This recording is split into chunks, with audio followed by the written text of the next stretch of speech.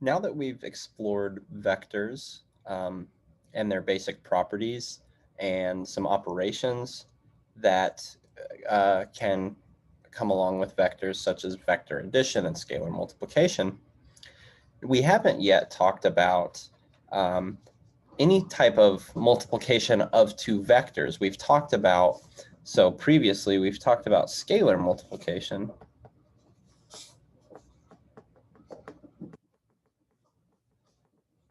A scalar multiplication is a number times a vector, right? We want some sort of vector multiplication. And in fact, there are two we'll talk about today or in the next series of videos.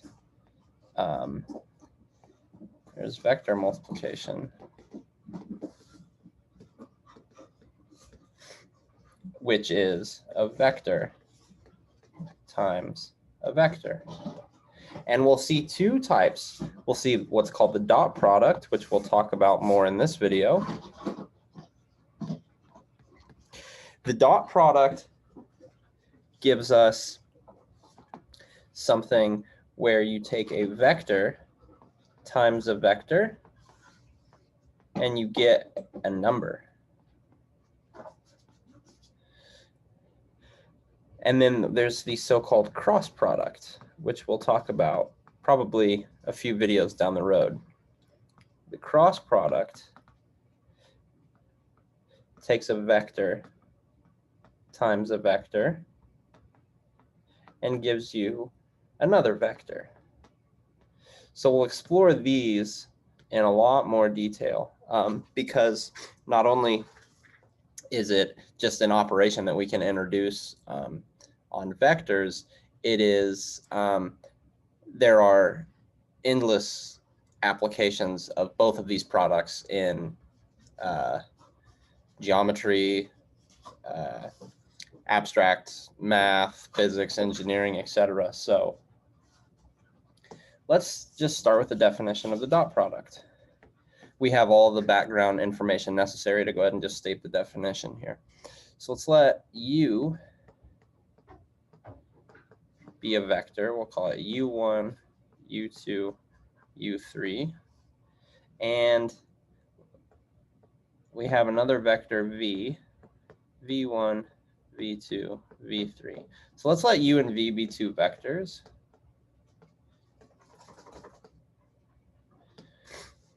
Then the dot product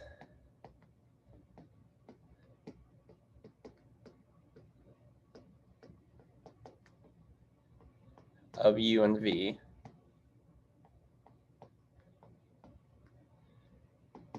is denoted by, we say U dot V here. So we, it's called the dot product because we indicate it with a dot, right? So it's U dot V. And here's how it's defined. Is denoted by U dot V, and then we have the U dot V is equal to, you just take the product component-wise. So in vector addition, you take the sum component-wise, but in the dot product, you take the product component-wise. So we get U1 V1 and then plus U2 V2 plus U3 V3. So again, you can see here for the dot product, we just take standard multiplication, but component-wise on these vectors, and then you sum up all the products, okay? And so this is our definition of a dot product right here. And the first thing we'll want to do is an example, just to see with kind of not in any sort of applied setting or anything, just here's two vectors, how do you take a dot product? So let's see an example.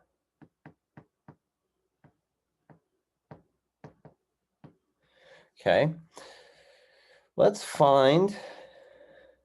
do a couple examples. Let's find U dot V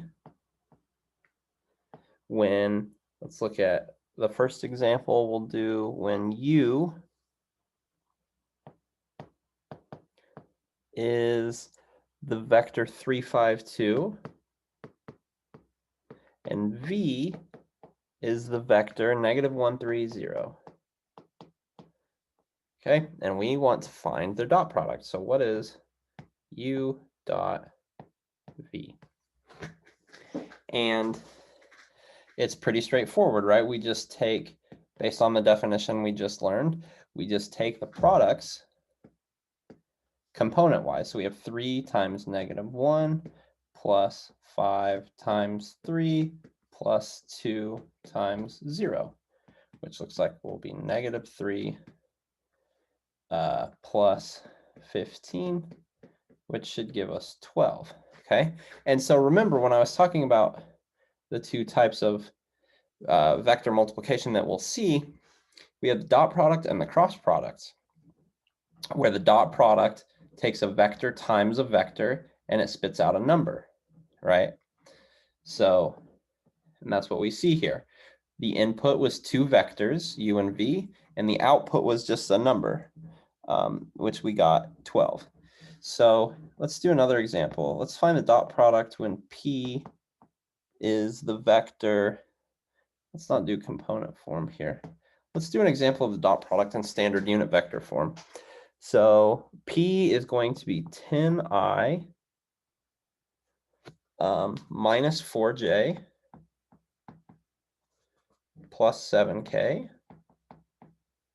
And then q is going to be the vector -2i hat plus j hat plus 6k hat. Okay, and we want to find p dot q. Well, to find the dot product of 2 vectors, you take the products component-wise.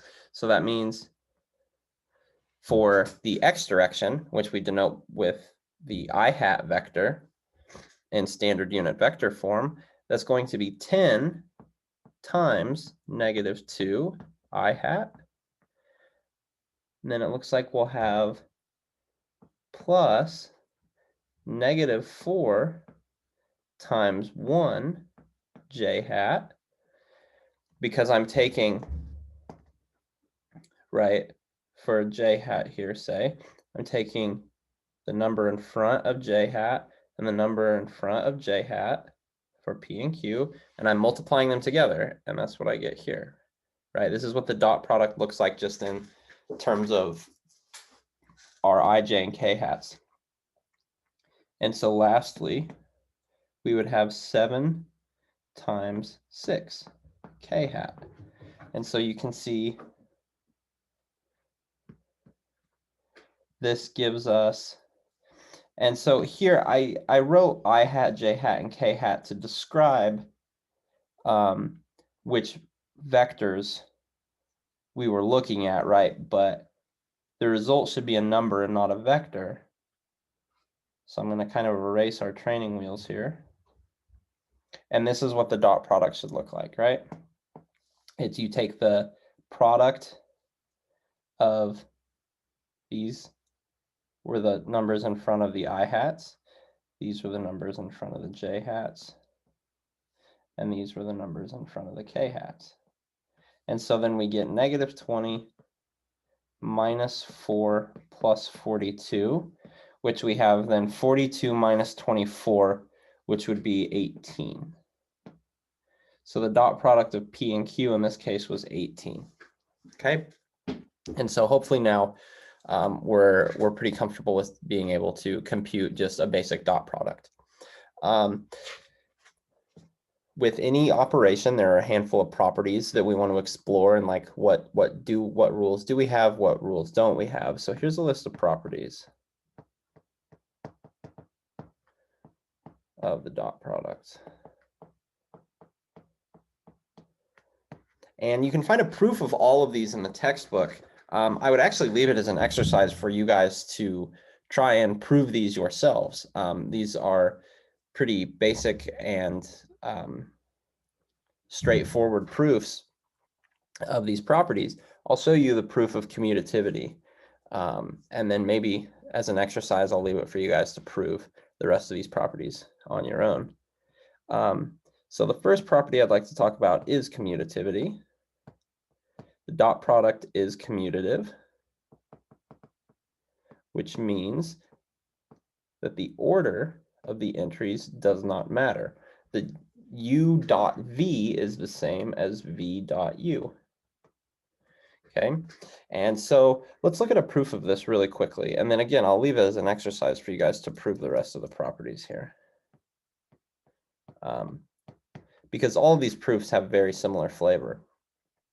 So if we let u be the vector u1, u2, u3, and v be the vector v1, v2, v3, then what is the dot product defined as? Well, we learned that u dot v by definition is u1 v1 plus u2 v2 plus u3 v3,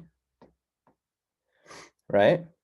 But multiplication in the real numbers is commutative, right? Multiplication in the real numbers enjoys the property of a times b is the same as b times a, which means that I can express each term here in the opposite order. So this becomes v1 u1 plus v2 u2 plus v3 u3, right?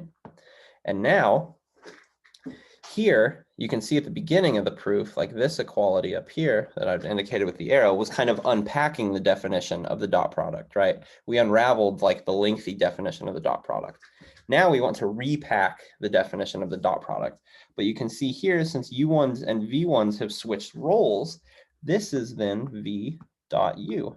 And so by this chain of equalities, we've proven the commutative property. So QED here.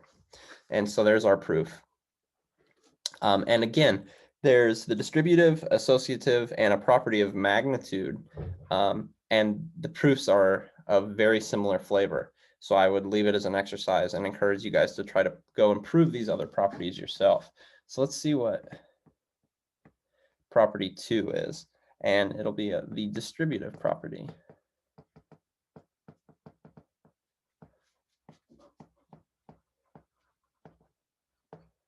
Okay.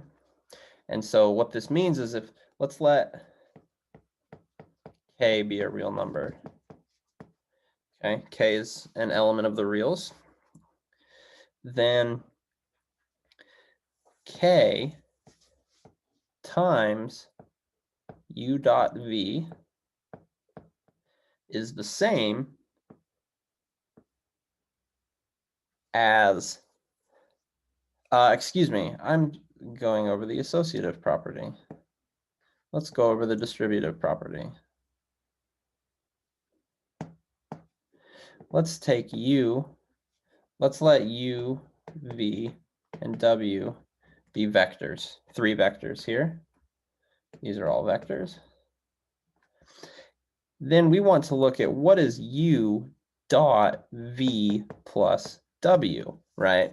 This looks a little better because we want to see, we want that u distributes over vector addition. We want to see that the dot product distributes over vector addition. So what this is the same as, I'll get rid of this here for room. The distributive property tells us that this is the same as u dot v plus u dot w. This is the distributive property that says the dot product distributes vectors. It's distributive over vector addition. So now let's look at the associative property. I was one property ahead of myself here. Let's look at the associative property.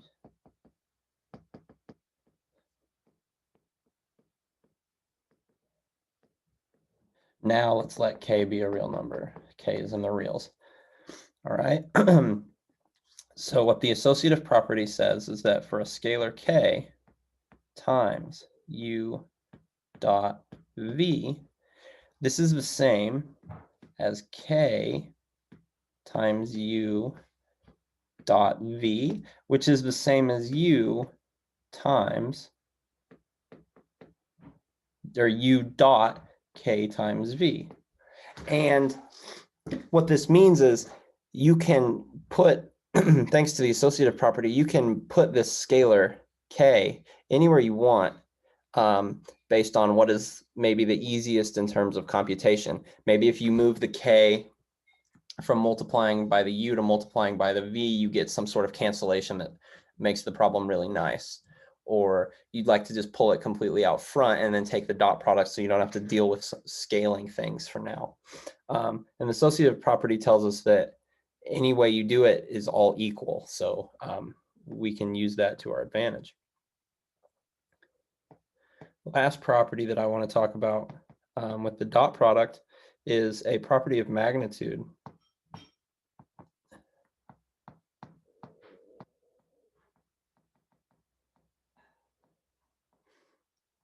Okay, and this one might be the most tricky of the four to prove, but it's not terrible.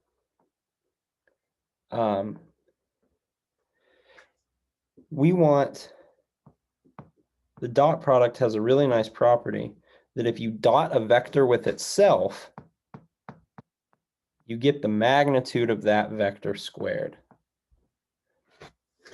Okay, and so we'll use this to our advantage quite a lot, especially when we're defining projection vectors and things like this that we'll see coming up in a little bit. So these are the four properties that that we want to use quite a bit when we're using dot product in computation and in different settings. And so kind of just to record everything here, it's an exercise to prove 2, 3, and 4 here. Again, just what you want to do is start on the left-hand side of the equality that you're trying to prove, unpack the definition, and then try to repack the definition so that you end up on the other side of the equality. Okay, well, let's use all of these, or a handful of these properties in an example so that we can see how to get used to them. Let's let A be the vector 1, 2, -3, and B be the vector 0, 2, 4. And in this example, we will compute A dot 2B. And I want to use this example to exhibit the associative property here. So we have A dot 2B, which this is equal to 2 times A dot B by the associative property.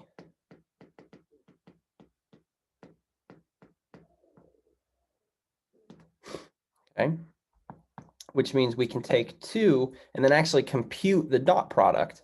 The dot product is going to be 1 times 0 plus 2 times 2 plus -3 times 4, just looking component-wise here, which gives us 2 times, and then we have 0, 4 minus 12, so it looks like we'll have 2 times -8, so the dot product A times 2B is -16 here. And there are a handful of other ways we could solve this. We could have solved this by first calculating what 2B is. Okay, so here we see that we got -16. Let's backtrack.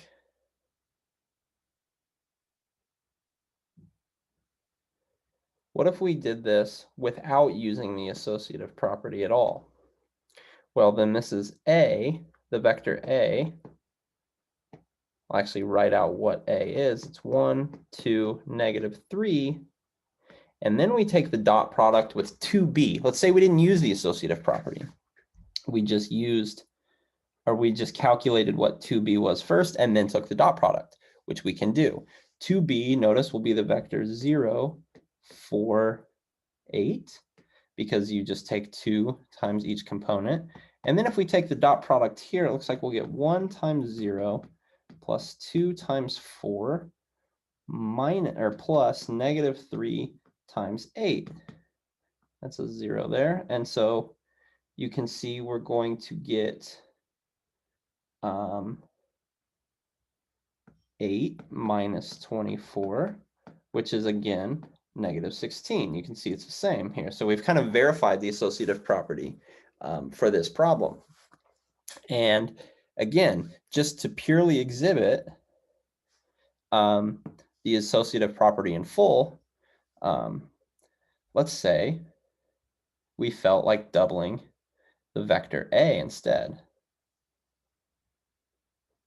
So here's even the third method that would work. By the associative property, this is the same as 2A dot B, right? This is again by the associative property. Now, if we calculate 2A, that's going to be the vector 2, 4, negative 6. Dot with B is 0, 2, 4. Now, if we calculate the dot product here, we're going to get 2 times 0 plus 4 times 2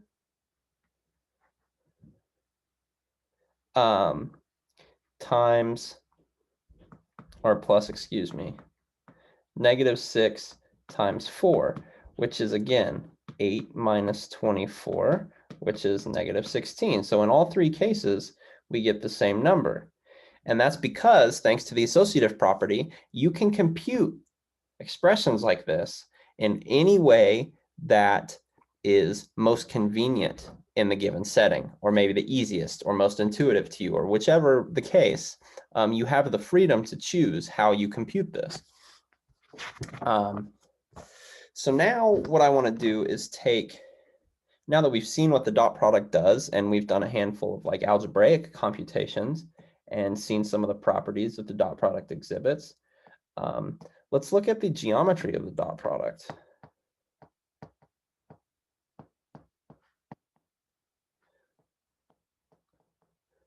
Vectors are very geometric objects, and so we should be trying to understand what's also going on geometrically here. So let's start with a theorem. Let's say that we have two vectors and they've been positioned so that they share an initial point in common. So we have u, let's say we have another vector v here, and let's call the angle between u and v theta. And we'll always kind of, so here, let me record what's going on. U and v are vectors. And then theta between 0 and pi is the interior angle of u and v, right?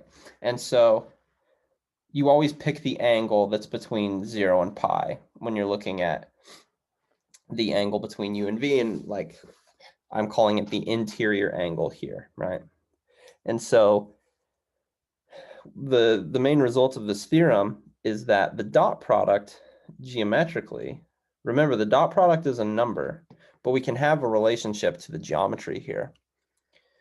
The dot product is equal to the product of the magnitude of u times the magnitude of v times cosine theta here. So this is another way that we can understand the dot product, and it's another way that we can understand a given system, like a collection of vectors, or maybe it's a system in a physical setting. And so what is the dot product here geometrically, right? So if we look here, what we're saying is that the dot product of u and v is a value that's given by taking the magnitude of u, which is the length of this vector, right? This is the magnitude of u. times the magnitude of v cosine theta. And I'm going to group the magnitude of v times cosine theta in one thing here. And so somewhere we have our x and y axis, right? X and y. And v cosine theta here is basically this x distance, right? If you're to project the vector v and see what its length along the x-axis is, this length is v cosine theta.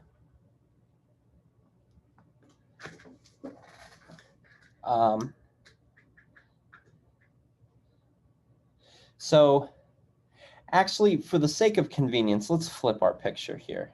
That's a little misleading with my angle.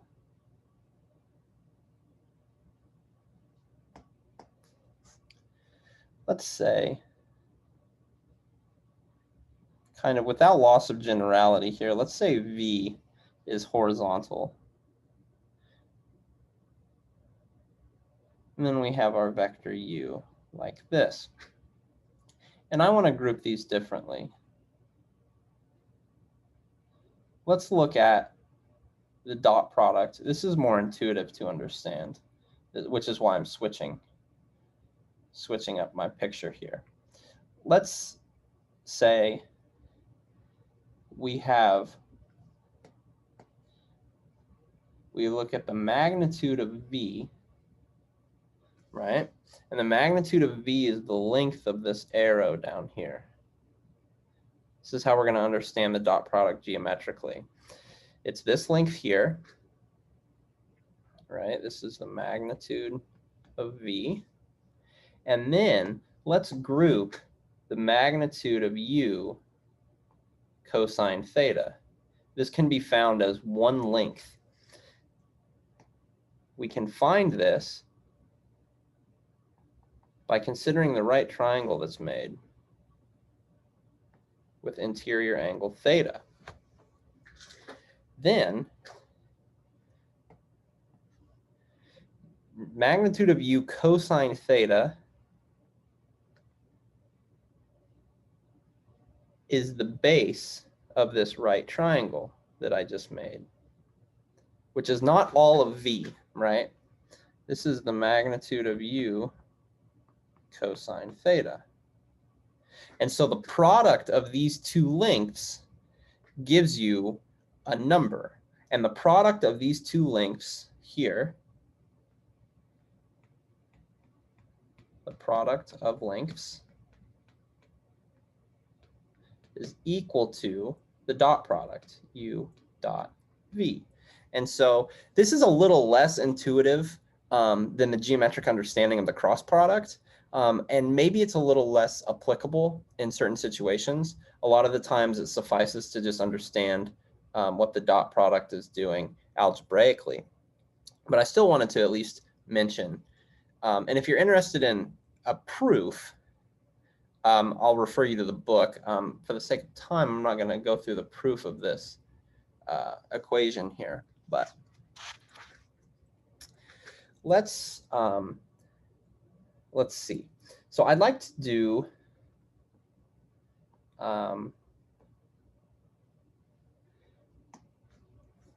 one application and then one example. So here's, or maybe not an application, but here's another theorem, right? And so if the dot product, let's recall here, this isn't the theorem, right? But let's recall, or just for the sake of being able to see everything on the same screen here, let's remind ourselves that u dot v is equal to the magnitude of u times the magnitude of v times cosine theta. Okay. Now,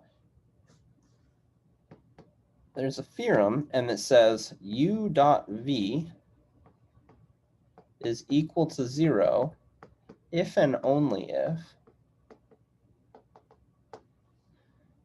theta, or let's even be a little more verbose, if and only if vectors u and v are orthogonal. By orthogonal, I mean, in the plane, in standard Euclidean space, you can think of this as just perpendicular. But in a more general setting, orthogonal means that there is a right angle between them. Okay. So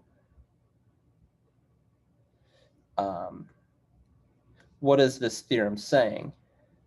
So it's saying u dot v is equal to 0 if and only if vectors u and v are perpendicular or orthogonal. And why is this so? Well, if u dot v is 0, then this is true if and only if the magnitude of u times the magnitude of v times cosine theta is equal to 0, because that's the definition of the dot product, right? And this is even a proof. This is proof. Okay. U dot v is 0 if and only if the magnitude of u times the magnitude of v times cosine theta is 0. But let me say for u and v non-zero, because we know what happens when either u or v is 0, right? We get 0.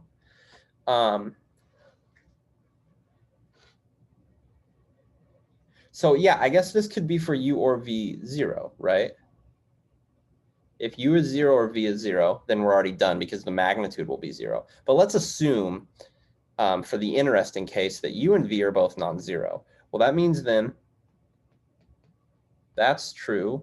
If u and v are non-zero, then this expression being 0 is true if and only if cosine of theta equals 0. Well, this is true if and only if cosine, I'll just write pi over 2, but really it's just like pi over 2 plus a multiple of pi, right? Because it could be like pi over 2 or 3 pi over 2. But since we're considering theta between 0 and pi, let's just say this is true if and only if theta equals pi over 2. And that's our proof, right? If theta equals pi over 2, that's a 90-degree angle, which means these things are orthogonal. So QED. And so we can use this to our advantage to check if, check the angle between given vectors, right? You can use this formula up here that we were looking at to determine an angle between two given vectors. And in this particular case, we can determine if they're orthogonal or perpendicular. So let's do a quick example quickly here. Are the vectors p, which is 1, 0, 5, and q, which is 10, 3, -2, are these orthogonal? Right? And it's an easy check. You just check the dot product. What is p dot q? P dot q is going to be 1 times 10 plus 0 times 3 plus 5 times -2, which looks like we're going to get 10 minus 10, which is 0. So yes, P and Q are at a right angle from each other, meaning they're orthogonal. P and Q are orthogonal. And we determined that without drawing pictures, without calculating, like actually doing like trig for a theta value or anything like that. We simply just compute the dot product. And thanks to this previous theorem here, we know it completely classifies what pairs of vectors are orthogonal. And it's the ones that satisfy that their dot product is 0. So that's where we'll break for this video. The next video will still be focused on the dot product, but it will be in the language of vector projections, and we'll learn what vector projections are and how to calculate them. And by the end of the next video, we'll get a physics application on the dot product.